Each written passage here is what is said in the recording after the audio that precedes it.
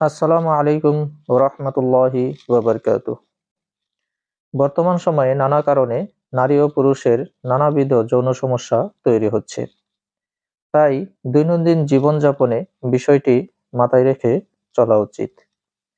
আমাদের হাতের কাছে এমন অনেক খাবার রয়েছে, যে খাবারগুলো নিয়ম করে নিয়মিত খেলে নারী ও পুরুষ উভয়েরই যৌন জীবন সুখের, আনন্দঘন ও রোমাঞ্চকর হতে পারে। এমনই একটি কমন খাবার হচ্ছে ডার্ক চকলেট। এতে রয়েছে iron, copper, magnesium, phosphorus, zinc ইত্যাদি। এই সকল খাদ্য উপাদানসমূহ স্পার্ম কাউন্ট বাড়ানো ও যৌন ইচ্ছা বৃদ্ধির পাশাপাশি অন্যান্য অনেক কাজে সাহায্য করে। ডার্ক চকলেট এন্ডোরফিন বা হ্যাপি হরমোন ক্ষরণে সাহায্য করে। এতে ক্লান্তি আর স্ট্রেস অনেকটাই কমে যায়, ফলে যৌন মিলনের ইচ্ছে অনেকটাই বৃদ্ধি পায়। যদি আপনার এমন একটা ইচ্ছে হয় যে উদ্দাম যৌন সঙ্গম করবেন, তাহলে উদ্দাম যৌন সঙ্গমের পূর্বে এক টুকরো ডার্ক চকলেট খেয়ে নিন। এতে যৌন মিলনের ইচ্ছা 3 গুণ পর্যন্ত বৃদ্ধি পেতে পারে। এই জন্যই ডার্ক চকলেটকে প্রাকৃতিক ভায়াগ্রা বলা হয়।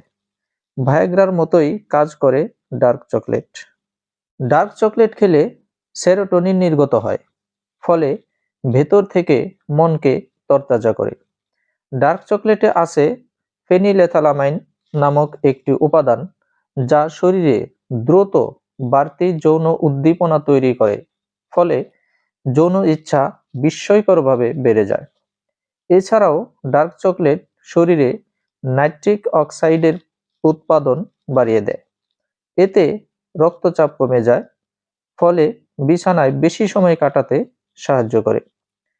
ডার্ক চকলেটে থাকা এলাজিনিন, এইচসিএল ও অ্যামিনো অ্যাসিড শুক্রাণু সংখ্যা বৃদ্ধিতে সাহায্য করে এবং এই চকলেটে থাকা অ্যান্টিঅক্সিডেন্ট পুরুষ ও নারীর যৌন উদ্দীপনা বাড়াতে বিশেষ ভূমিকা পালন করে। তাই নিয়মিত এবং পরিমিত ডার্ক চকলেট খেলে যেমন যৌন ইচ্ছা ও ক্ষমতা বৃদ্ধি পাবে, ঠিক তেমনি বীর্যও ঘন হবে। তাই প্রতি রাতে সর্বোচ্চ 2 ইঞ্চি সাইজের এক টুকরো ডার্ক চকলেট খেতে পারেন।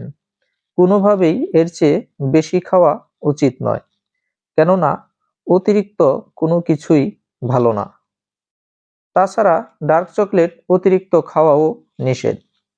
ভালো ফলাফল পেতে ডার্ক চকলেটের পাশাপাশি কিছু নিয়ম অবশ্যই মেনে চলা উচিত, যেমন নিয়মিত ও পরিমিত ঘুমানো, ধূমপান ও অবৈধ যৌন সম্পর্ক সহ সকল প্রকার বদ অভ্যাস ত্যাগ করা, 5 ওয়াক্ত নামাজ পড়া, স্বাস্থ্যকর খাবার খাওয়া ও ব্যায়াম করা ইত্যাদি। তো ভালো থাকুন, সুস্থ থাকুন, খাবারের মাধ্যমে যৌন সমস্যার সমাধান করুন। আল্লাহ হাফেজ।